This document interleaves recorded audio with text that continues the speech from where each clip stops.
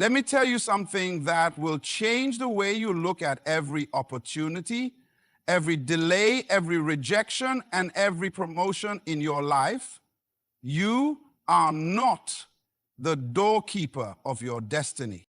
Doors don't open just because you knock, and they don't stay closed just because you were denied. There is a greater hand that controls doors. Now, you may think it was your qualifications that got you in that room. You may believe it was your resume, your talent, or your connections. But how do you explain the moments where you did everything right and the door still didn't open? You cried, you fasted, you planned, you networked, you positioned yourself, but the door refused to move. Why? Because it was not your door. And what about the times you didn't even try?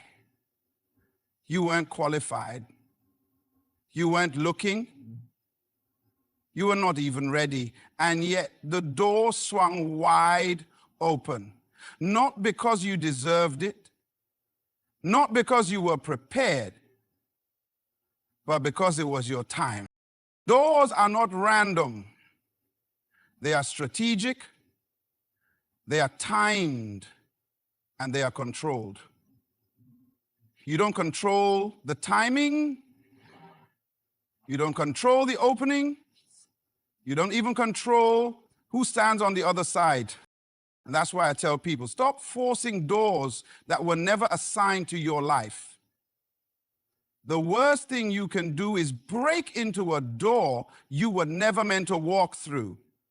Because a door out of season becomes a trap. A door without alignment becomes a burden. The most dangerous door is not the one that stays shut. It's the one that opens too soon. So the question is not, how can I open more doors? The real question is, who controls the doors in my life? Because when you know who controls the doors, you stop panicking when they close, and you stop bragging when they open. You see, one of the greatest illusions we've been taught is that success is simply a matter of choice. That if you choose the right door, you get the right outcome. But that's not entirely true, because in the grand design of purpose, doors are not chosen, they are assigned. That means not every opportunity belongs to you, not every platform is yours, and not every open door is an invitation. Just because something is available doesn't mean it's aligned. Just because it's accessible doesn't mean it's assigned. Imagine walking through a hotel hallway. Every room has a door. Every door has a number. You don't knock on every door. You look for the one with your number on it, because that's your room. That's where your access works.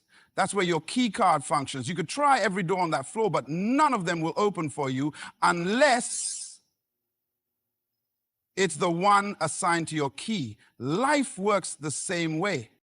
There are people walking through doors that look good, but aren't theirs. They got in with charm, with talent, with influence, but they're exhausted, frustrated, and empty. Because the room doesn't recognize them. The assignment doesn't fit them. They're successful but not satisfied. Busy but not fulfilled. Why? Because they're in a place that was never assigned to them. Build. You can build something that looks impressive to others and still be outside of your assignment. You can be applauded publicly but feel misaligned privately. That's the danger of chasing doors instead of discovering your assignment. Have you ever wondered why some people seem to struggle at something you do with ease, or why something that looks hard to others comes naturally to you? It's because you're functioning in your assigned space. And when you're in alignment with your assignment, doors open not by force, but by favor. Think about it. How many times have you applied pressure in places that gave you no peace? How many doors have you tried to push open only to feel drained and confused once you got in? Could it be that the resistance was not punishment but protection? Could it be that the closed door was an act of mercy, not rejection? There's a principle in the ancient scriptures that illustrates this perfectly. It says, your gift will make room for you. Notice it doesn't say your ambition. It doesn't say your connections. It doesn't even say your education. It says your gift, that unique ability inside of you, will create access where you belong, which means wherever your gift doesn't fit, your assignment doesn't exist. You don't have to chase what's assigned to you. You don't have to beg to be seen. When the door is yours, it will open, not because you knocked the loudest, but because it was programmed to respond to your presence. Look at nature. A seed doesn't beg the soil to grow. It doesn't apply for permission. It simply carries an assignment. And when that seed finds the right environment, growth is automatic. Not because the seed tried harder, but because it was planted where it was designed to flourish. So I ask you, what if the closed doors in your life weren't setbacks, but signals? What if the opportunities that slipped away weren't failures, but divine redirection? What if you're trying to knock on doors that have someone else's name written on them? You don't need every door. You only need the one with your name on it. Timing is one of the most misunderstood forces in our lives. We assume that if something is good, it should happen now. If the door looks promising, it must be the right time to walk through it. But that's not how purpose works. Purpose is not just about what you do or where you go. It's also about when you do it. Timing determines access. You can be in the right place with the right gift and still face a closed door. Not because you're unqualified, but because it's not your time. A locked door doesn't always mean denial. Sometimes it means not yet. Imagine standing in front of an automatic sliding door at a supermarket. The door doesn't open when you're too far away. It doesn't respond to your shouting or waving your hands from a distance. It opens when you're at the right place at the right moment. That's how life works. You can be the right person, but if you're not in position at the right time, the door won't move. There are people who rush to make things happen. They force themselves into seasons they haven't matured for. They open businesses before developing discipline. They pursue relationships before healing from the last one. They stand on stages before developing substance. And then they wonder why everything collapses. It's not because they were in the wrong field, but because they were ahead of schedule. A fruit picked too early is hard and bitter. A fruit picked too late is overripe and decaying. Both are technically the same fruit, but only one is ripe for consumption. What makes the difference? Timing. We are obsessed with speed. We live in a culture that celebrates fast results, quick success, overnight fame, instant gratification. But destiny doesn't operate on our clock. It moves according to timing and process. The danger of moving too soon is that you arrive unprepared. The danger of waiting too long is that you miss the window. Wisdom is knowing the difference. Ask yourself, am I being delayed or am I being developed? Because delay is often mistaken for denial. Just because it's taking longer than you expected doesn't mean it's not going to happen. Some doors take longer to open because what's behind them is greater than you're currently capable of handling. Imagine a pilot preparing for takeoff. The plane is ready, the passengers are boarded, and the runway is clear. But air traffic control says hold, not because the plane is faulty, not because the pilot is inexperienced, but because the sky is not clear for departure. If they take off anyway, they risk collision. That's why sometimes in life, even when everything looks ready, you still hear the word wait. And we don't like waiting. Waiting feels like weakness. But in reality, waiting is wisdom in disguise. It's the space where strength is built, where clarity is refined, where character is tested. The waiting season is not punishment, it's preparation. Think about the most successful people you admire, the ones with real impacts and deep influence. If you look closer, you'll find a common thread. They didn't rush their timing. They allowed themselves to grow into the doors that were designed for them. So let me ask you, what are you trying to open prematurely? What season are you trying to skip? What are you chasing that time hasn't matured yet? Because if you try to open a door before it's time, even if you succeed, you may lose what you weren't ready to handle. You don't just need the right opportunity, you need the right moment. When timing aligns with preparation, doors don't just open, they stay open. There is a deep frustration that comes from trying to force things to happen. You plan, you push, you pressure, you work day and night, you say all the right things, meet all the right people, position yourself in all the right rooms, and yet the door still doesn't open. And even worse, sometimes it does open, but the moment you walk through it, everything starts falling apart. That's the danger of forcing doors that were never meant for you. A door may open by force, but it won't stay open by force. If you have to manipulate, beg, or twist your way in, you'll spend your entire life fighting to survive in a place that was never supposed to be yours. Have you ever bought a pair of shoes that looked good, but didn't fit? You wanted them so badly, you convinced yourself they were close enough. You squeezed your feet in, walked around for a while and told yourself the pain was worth it. But over time, what looked stylish became uncomfortable. What you wanted started hurting you.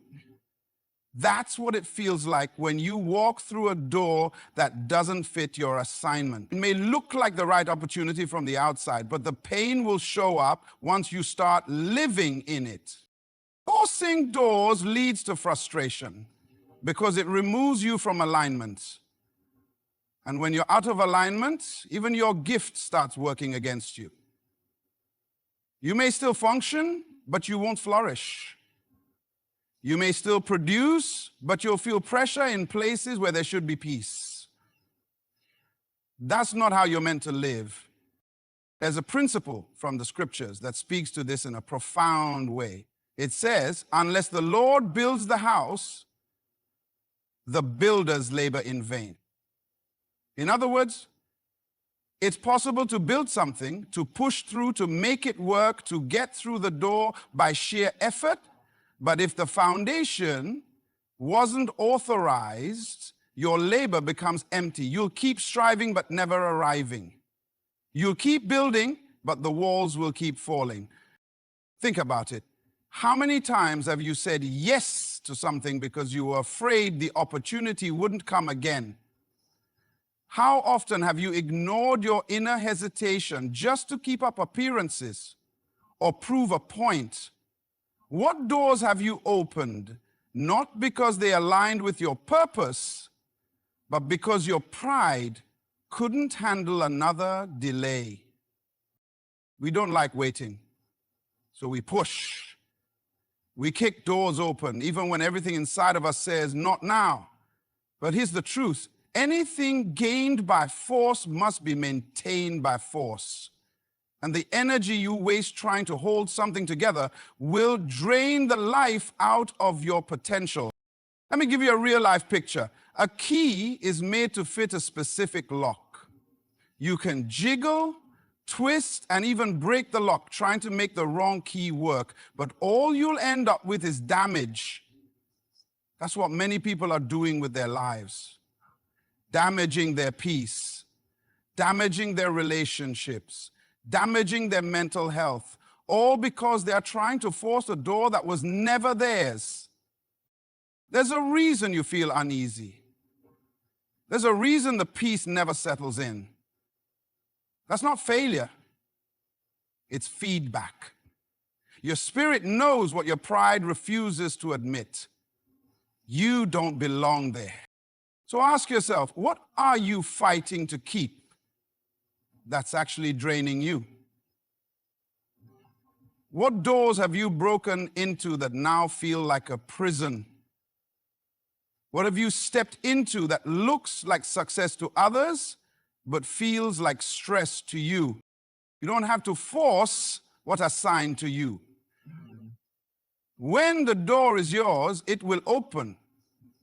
Not through pressure, but through peace. One of the most liberating truths you can ever understand in life is this: the one who controls the door controls the outcome. Not your effort, not your hustle, not even your desire. Doors don't respond to emotion. They respond to alignment with purpose and timing. And when you recognize that, your entire posture in life changes. You stop panicking when things don't work out. You stop comparing your path to others. You stop chasing after things that don't belong to you, because you understand that access is not a reward for effort. It's a result of divine orchestration. Let's be honest. So much of our stress comes from trying to control what we can't. We obsess over timing, outcomes, and opportunities as if we're the gatekeepers of our own destiny. But here's the question: if you didn't create a door, why are you trying to control when it opens? Think about an elevator. You walk in, press the button, and wait. You don't rip the doors open or demand they close faster. You trust the system. You know the doors will open on the right floor at the right time. But when it comes to life, we want to override the process. We want to control not only the floor we land on, but also how long it takes to get there. And when things don't go as planned, we panic, as if our future is falling apart.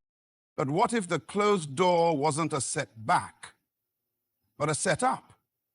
What if the delay wasn't denial, but development?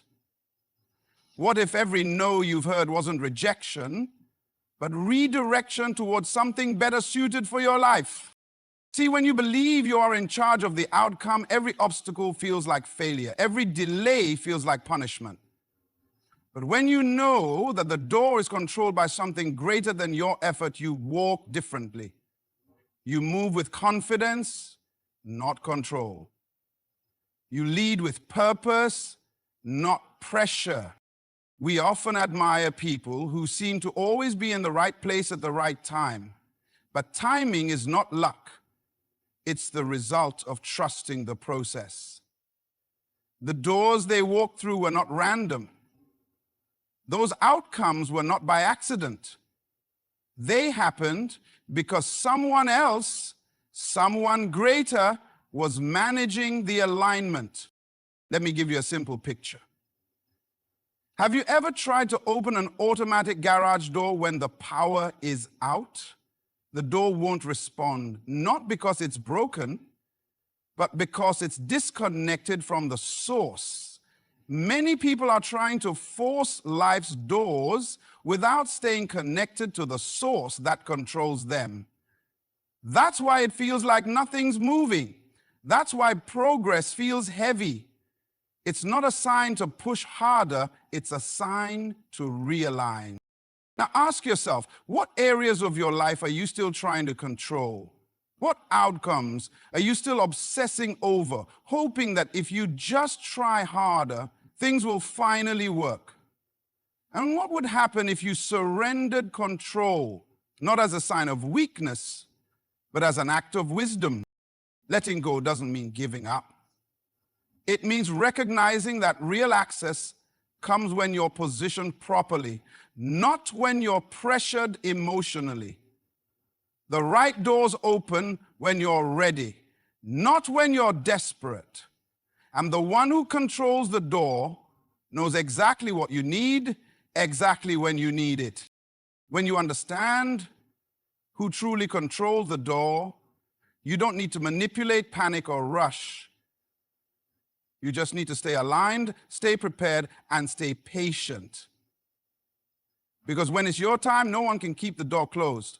So, as you walk through the journey of life, remember this: every door has a purpose, every delay has a reason, and every no is protecting a greater yes. You are not behind, you are not forgotten.